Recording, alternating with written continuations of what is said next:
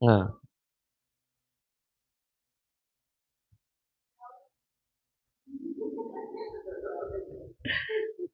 Charles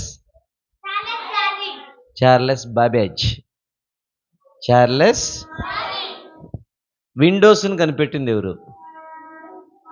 bill Gates. Okay. Microsoft Windows కనిపెట్టింది ఎవరు? Bill Gates. Okay. ఇప్పుడు వాళ్ళు ఉన్నాటిని ఏం చేశారు? కనిపెట్టారు. ఓకేనా? వాళ్ళు ఉన్న వాటిలో నుండి కనిపెట్టారు. కానీ శూన్యములో నుండి సమస్తాన్ని సృష్టించగలిగిన వాడు ఎవరు అనంటే ఆయన పేరేంటంటే సృష్టికర్త. చెప్పండి. శూన్యములో నుండి, అసలు ఏమీ లేని దానిలో నుండి సృష్టికర్త ఏం చేశాడు తెలుసా? భూమిని కలుగు చేశాడు. చెప్పు. మొట్టమొదట ఏం కలుగు చేశాడంటే ఆకాశం. మొట్టమొదటి. రెండవది ఏం కలుగు చేశాడు? భూమి. ఓకేనా? తర్వాత ఏం కలుగు చేశాడు అనంటే ఆయన సముద్రాన్ని కలుగు చేశాడు. అవునా? పై జలములను కింద జలములను వేరు సముద్రమును కలుగజేశాడు. సముద్రానికి సరిహద్దులు అమర్చింది ఎవరో తెలుసా? సృష్టికర్త. చెప్పండి ఎవరు? సృష్టికర్త. సముద్రానికి సరిహద్దులు అమర్చాడు. ఓకేనా? వింటున్నారా? ఇక ఆయన మొట్టమొదటి రోజున సృష్టి ఎలా చేశాడో నేను చెప్తాను, వినండి జాగ్రత్తగా. చేయి ఇట్లు పెట్టండి.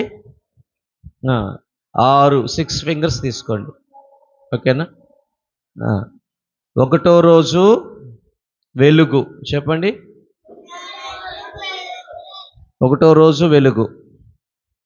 రెండో రోజు ఆకాశం. మూడో రోజు భూమి, ఎర్త్. నాలుగో రోజు ఏం చేశాడంటే సూర్యుడిని, చంద్రుడిని, నక్షత్రాలను చేశాడు. చెప్పండి. భూమిని చేసినప్పుడే భూమితో పాటు బీచ్ కూడా వచ్చేసింది. ఓకేనా? మూడో రోజు మరలా చెప్పండి.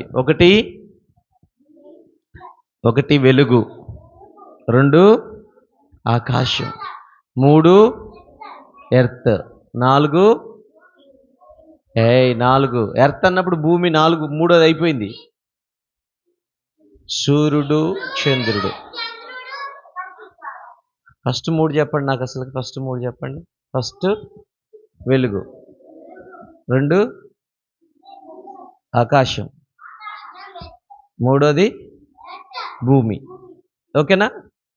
ఇప్పుడు ఫస్ట్ది 2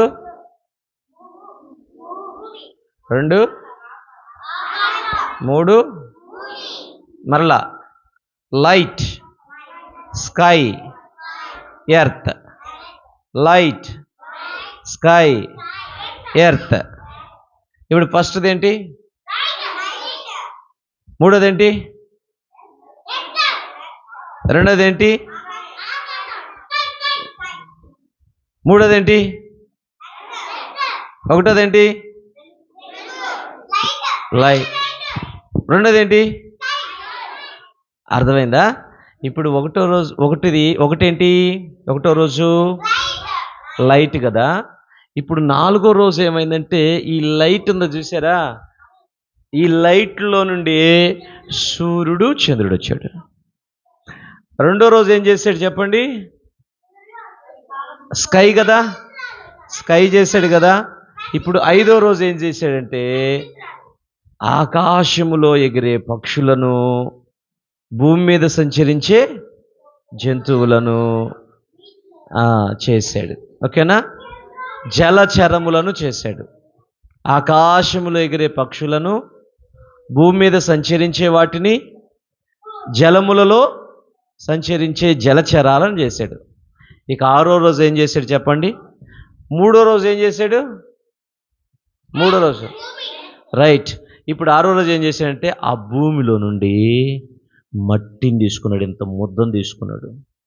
ముద్దను తీసుకొని ముక్కును పెట్టాడు, కళ్ళును పెట్టాడు, చెవులు పెట్టాడు, నోరు పెట్టాడు, తలకాయ పెట్టాడు. ఇంకా కొద్దిగా లాగి పొట్ట చేశాడు. పొట్టలో పేగులన్నీ పెట్టేశాడు. పేగులు, ఎముకలు ఎన్ని పెట్టాడు చెప్పండి? మొత్తం ఎన్ని?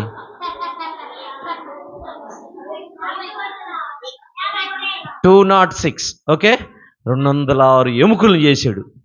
చేసి నరాలు పెట్టాడు. నరాల్లో బ్లడ్ ఎక్కించాడు. సృష్టికర్త బ్లడ్ ఎక్కించాడు. ఎన్ని లీటర్ల బ్లడ్ అంటే 5 లీటర్లు 5 లీటర్ల బ్లడ్ ఎక్కించాడు. ఓకేనా? ఇప్పుడు ఇక మనిషిని చేసిన తర్వాత దేని నుంచి చేశాడు మనిషిని? ఇప్పుడు చెప్పండి.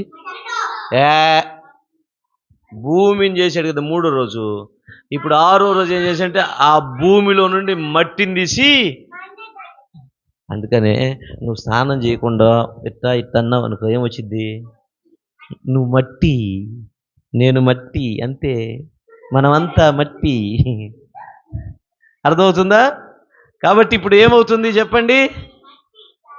ఈ మట్టి ఘటాలను దేవుడు ఏం చేశాడు తెలుసా? వింటున్నావా? ఈ మట్టిని చేశాడు కదా. ఇప్పుడు దేవుడు అని ఊదాడు. ఓదంగానే ఈ మనిషి ముక్కులు ఉన్నాయే, ముక్కులు, నోరు, చెవులు ఉన్నాయే, వీటిని ఏమంటారు? ముక్కుల్ని ఏమంటారంటే నోస్ అంటారు కదా. తెలుగులో ఏమంటారంటే నాసికా రంధ్రాలు. చెప్పండి. ఈ నాసికా రంధ్రాల్లో ఆయన గాలి ఊదాడంట. ఎవరు గాలి? సృష్టికర్త గాలి అని ఊదాడంట. ఓదంగాలు ఏమైంది? ఇక మనిషి లేచాడంట. అప్పుడు దాకా మనిషి అట్టగా ఉండవాడు అని ఓదంగానే లేచాడంట. ఇప్పుడు ఏమైంది? మనిషి బ్రతికాడు, మనిషి జీవించే ప్రాణయ్యాడు. ఎవరు మనిషిని చేసింది ఇప్పుడు చెప్పండి? సృష్టికర్త. భూమిని చేసిన ఆయన పేరు సృష్టికర్త, మనిషిని చేసిన ఆయన పేరు సృష్టికర్త. మనిషిని దేంట్లో నుంచి చేశాడు? మట్టి.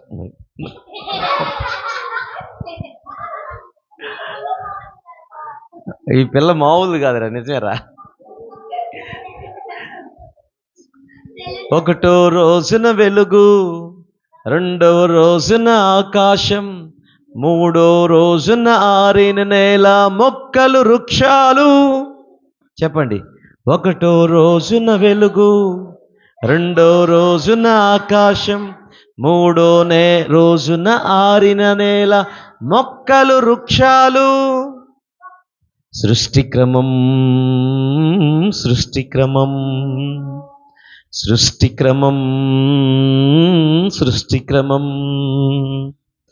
4వ రోజున సూర్య చంద్రులు, 5వ రోజున పక్షులు,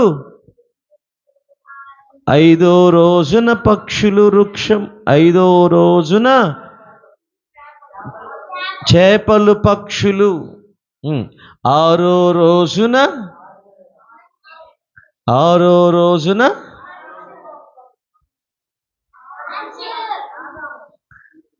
ఆదాములోనే అవ్వ. 6వ రోజున ఆదాములోనే అవ్వ. ఆదాముని చేశాడు. ఆదాములో అవ్వను పెట్టాడు. స్త్రీని గాను పురుషుని గాను ఆయన చేశాడు. ఓకేనా? ఇప్పుడు 7వ రోజు ఏం చేశాడు? నువ్వు చెప్పు తారక్, నువ్వు చెప్పు. 7వ రోజు ఏం చేశాడు? 6వ రోజున మనిషిని చేశాడు రా.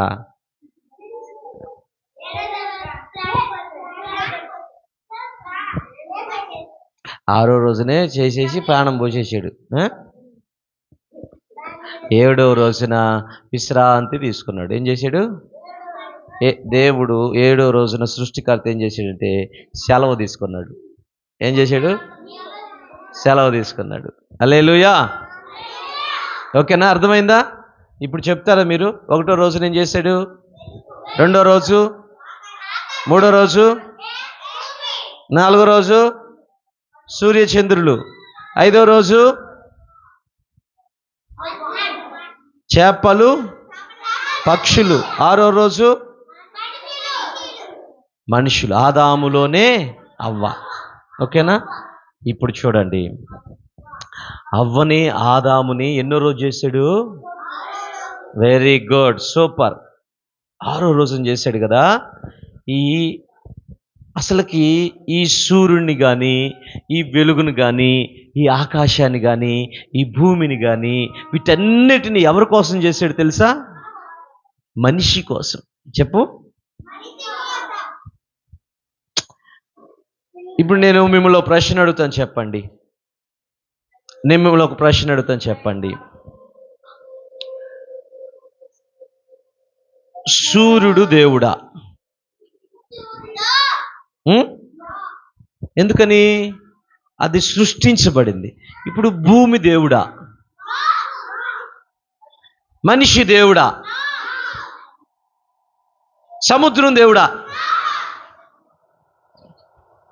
చంద్రుడు దేవుడా?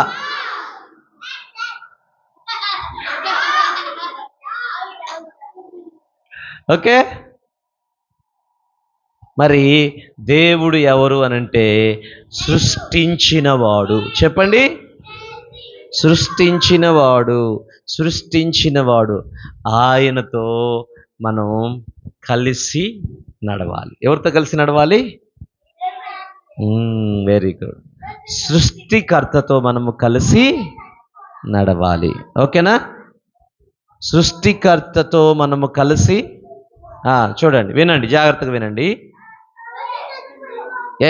నేను చెప్తాను, వినండి, జాగ్రత్తగా వినండి.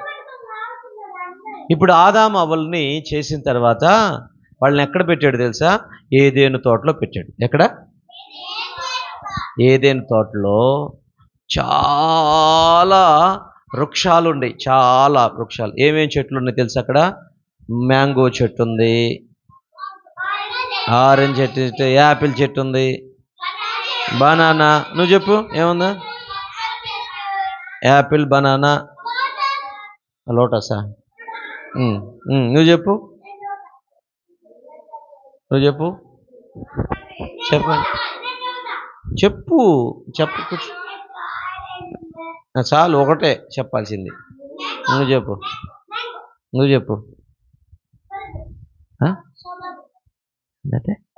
స్ట్రాబెర్రీ. నువ్వు చెప్పు. బోండానా? కొబ్బరి బోండా. నువ్వు చెప్పు. ఫ్రూట్ పేరు చెప్పు. ఏం చెట్టు? నువ్వు చెప్పు. యాపిల్ చెప్పేశారు, ఇంకోటి చెప్పు. మ్యాంగో కూడా చెప్పేశారు, ఇంకోటి చెప్పు. చెప్పు. పైనాపిల్. Very good. నువ్వు చెప్పు. సపోర్ట్. నువ్వు చెప్పు. కివి. ఓహో, వెరీ గుడ్. నువ్వు చెప్పు. Dragon fruit, star fruit, water melon. తినే గుర్తురాట్లేదు మీకు? గోవా. సరే. ఇవన్నీ ఏ తోటలో ఉండి తారక్? ఏ తోటలో ఉండి ఇవన్నీ? ఏదెను తోటలో. చెప్పండి. ఏదెను తోటలో 4 ఒక కాలవంట 4 పాయలుగా చీలిపోయి ఈ తోటను మొత్తాన్ని బాగా తడిపి మంచి ఇంతలో కాయలు ఉంటాయి అంట. బాగా మ్యాంగో ఇంతలో కాయ. ఒక్క కాయ తింటే కడుపు ఎటుండ కడుపు అట్టొచ్చింది అనమాట. చాలా పెద్ద కాయలు కాస్తాయి. ఓకేనా? ఇప్పుడు అన్ని ఫలాలు తినండి, కానీ మధ్యలో ఉన్న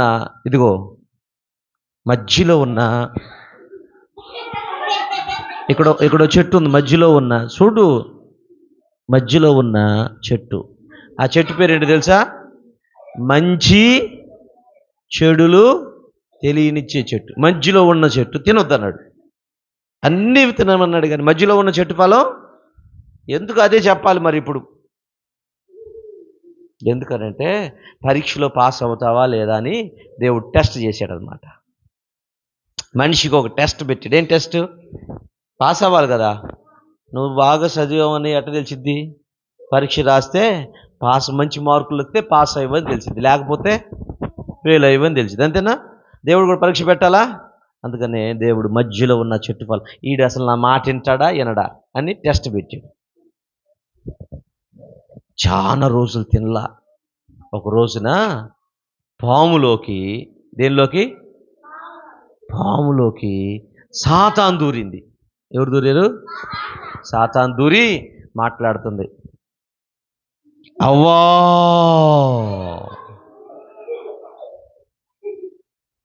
ఇది నిజమా అంటుంది. ఏంటి సైతాను, ఏంది మాట్లాడుతున్నావు, ఏం చెప్పుకోద్దిగా అంటుంది ఈమె. ఈ పండు తినొద్దని దేవుడు చెప్పాడంట, నిజమా? అప్పుడు అన్నాడు, నిజమేను, తినొద్దన్నాడు అని అంటే, మీరు తింటే ఏం కాదు, కావాలంటే తినండి, తింటే మీరేమైపోతారో తెలుసా? తెల్లగా దేవతలు అయిపోతారని చెప్పింది. ఏం చెప్పింది? చెప్పంగానే ఆశ కలిగి ఏం చేశారు? నల్లగుండే వాళ్ళు తెల్లగా పడతారంటే ఏమైంది? సంతోషంగా ఉంటుంది కదా. అందుకని అప్పుడు ఏం చేశారంటే ఆమె తిని ఆదాముకు కూడా తినిపించింది. వాళ్ళల్లోకి ఏమొచ్చిందో తెలుసా? వాళ్ళల్లోకి ఏమొచ్చిందంటే పాప స్వభావం, సాతాను స్వభావం వచ్చేసింది. ఏమొచ్చింది? పాప స్వభావం. ఆజ్ఞ అతిక్రమమే పాపం. చెప్పండి, నాతో పాటు చెప్పండి. ఆజ్ఞ అతిక్రమమే పాపము. పాపం అనగా ఆజ్ఞాతిక్రమం. ఆజ్ఞాతిక్రమమే పాపము. ఇప్పుడు చెప్పండి, ఆజ్ఞాతిక్రమము చెప్పండి, ఆన్సర్ చెప్పాలి. ఆజ్ఞాతిక్రమము ఆజ్ఞాతిక్రమము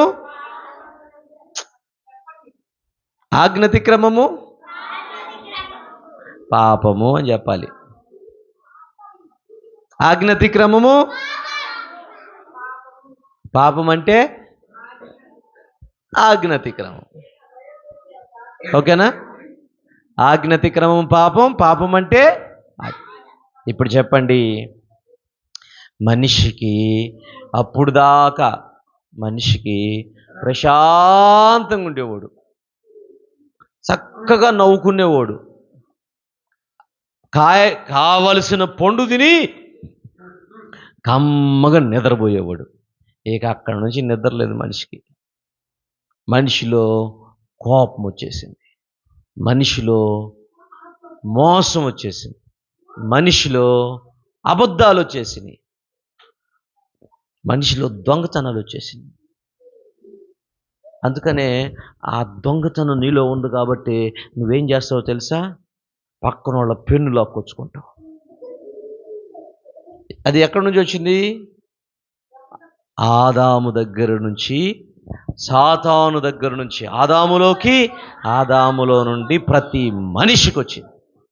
ఇప్పుడు ప్రతి మనిషిని మరలా మరలా మరలా పాపము లేని ఒక రాజ్యానికి తీసుకుని వెళ్ళాలని సృష్టిని చేసిన సృష్టికర్త ఆయనే మనిషిగా ఈ లోకానికి వచ్చాడు. అర్థమవుతుందా? ప్రతి మనిషిని మరలా ఆ మొదటి ఆదాము అవ్వల్లో మొట్టమొదటి పాపం ఉందా? కోపం ఉందా? లేదు. అబద్ధం ఉందా? లేదు. మోసం ఉందా? వాళ్ళు మహిమ కలిగిన వ్యక్తులుగా ఉన్నారు, మహిమను ధరించిన వ్యక్తులుగా ఉన్నారు. ఎప్పుడైతే సాతాను మాటిని తినకూడని పండు తిన్న తర్వాత వాళ్ళల్లోకి సాతాను స్వభావం వచ్చేసింది, అవిధేయత. చెప్పండి, ఏమేమి వచ్చినాయి? అవిధేయత, అవిశ్వాసం, కోపం, పగ, ప్రతీకారం, అబద్ధాలు, దొంగతనాలు అన్నీ వచ్చేసి వీటిల్లో నుంచి విడుదల పొందాలని సృష్టికర్త మరలా మనిషిగా పుట్టాడు. పాపము లేని మనిషిగా పుట్టాడు. ఆయన పేరేంటి చెప్తారు ఇప్పుడు? యేసుక్రీస్తు ప్రభు. యేసుక్రీస్తు ప్రభు ఒక కన్యకకు పుట్టాడు. ఆయనలో పాపము లేదు. ప్రతి మనిషి పాపాలను తీసివేయటానికి యేసు ప్రభు రక్తం కార్చాడు. యేసు ప్రభు కొరడా దెబ్బలు తిన్నాడు. వింటున్నావా? యేసు ప్రభు శరీరం అంతా 40 కొరడా దెబ్బలు కొట్టించుకున్నాడు. శరీరం 40 కొరడా దెబ్బలు, శరీరం అంతా దున్నబడి, చేతులకు కాళ్లకు బలమైన మేకులు కొట్టారు. తలకు ముళ్ళ కిరీటం పెట్టి, ముళ్ళు ఉంటాయే, ముళ్ళును వంచి కిరీటంగా పెట్టి నొక్కి పెట్టారు. రక్తం అంతా కారిపోయింది. యేసయ్య రక్తం అంతా కార్చి చనిపోయాడు. సమాధి చేశాడు. 3వ దినాన సమాధిని ఒక్క తన్నుదన్నాడు, లేచి నిలబడ్డాడు. హల్లెలూయా. చనిపోయిన వ్యక్తి బ్రతికిన వాళ్ళు ఎవరైనా ఉన్నారంటే భూమి మీద, ఆయన పేరేంటంటే యేసు ప్రభు. చనిపోయిన వ్యక్తి తిరిగి బ్రతికిన ఆయన యేసయ్య. ఓకేనా? అర్థమైంది పిల్లలు? ఇప్పుడు ఆయన సృష్టికర్త కాబట్టి ఆయనకి మరణం మీద అధికారం ఉంది. ఆయన సృష్టికర్త కాబట్టి ఆయనకి భూమి మీద అధికారం ఉంది. ఆయన సృష్టికర్త కాబట్టి సముద్రం మీద, మీకు తెలుసా యేసు ప్రభు సముద్రం మీద నడిచాడని?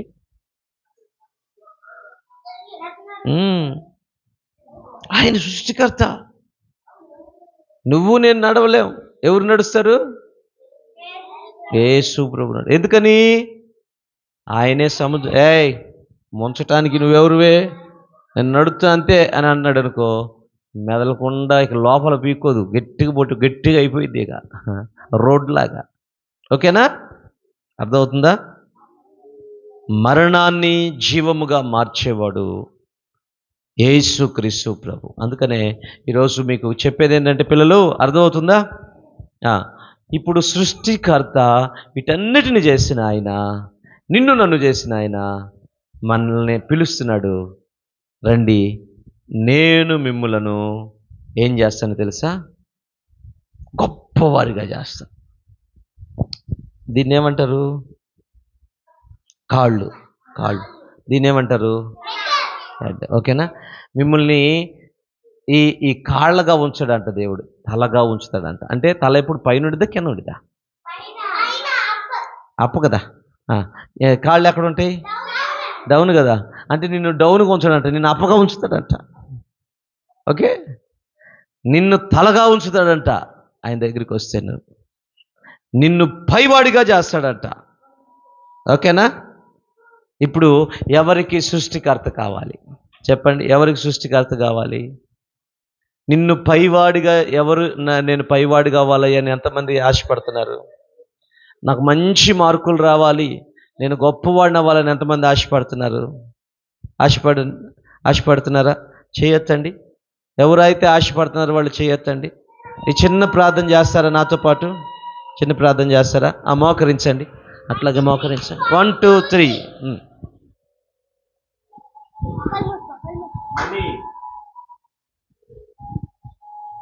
ప్రార్థన చేస్తావా? సరే, ప్రార్థన ఇట్లా చేతులు జోడించండి. చేతులు జోడించండి. మై వేసుకో, మెళ్ళ వేసుకో.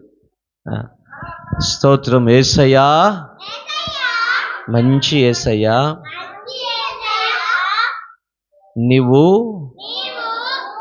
భూమిని, ఆకాశాన్ని, సముద్రాన్ని, సూర్యుడిని, చంద్రుణ్ణి, ఆకాశంలో ఎగిరే పక్షులను, భూమి మీద సంచరించే జంతువులను, నీళ్ళల్లో ఈతేసే చేపలను మీరే సృష్టించారయ్యా. మనుషులమైన మమ్ములను మీరే సృష్టించారు. మీకు వందనాలు. మా కోసం మనిషిగా పరలోకములో ఉన్న సింహాసనాన్ని విడిచిపెట్టి భూమి మీదకి వచ్చి చనిపోయి సమాధి చేయబడి తిరిగి పునరుద్ధానుడవై మూడవ దినాన లేచినందుకు వందనాలేసయ్యా, వందనాలేసయ్యా. థ్యాంక్ యూ యేసయ్యా. మమ్మల్ని అందరినీ గొప్పవారిగా చేయండి, పైవారిగా చేయండి. మాకు నువ్వు కావాలి, మేము నీతో సహవాసం చేయాలి, నీతో కలిసి నడవాలి. మాకు సహాయం చేయమని మా తల్లిదండ్రులను, సండే స్కూల్ పిల్లలను, ఈ పరిచర్యని దీవించండి. జిఎల్ఎం గుడ్ లైఫ్ మినిస్ట్రీని దీవించమని యేసునామములో ప్రార్థిస్తున్నాము తండ్రి. ఆమేన్. Okay, God bless you. ఇప్పుడు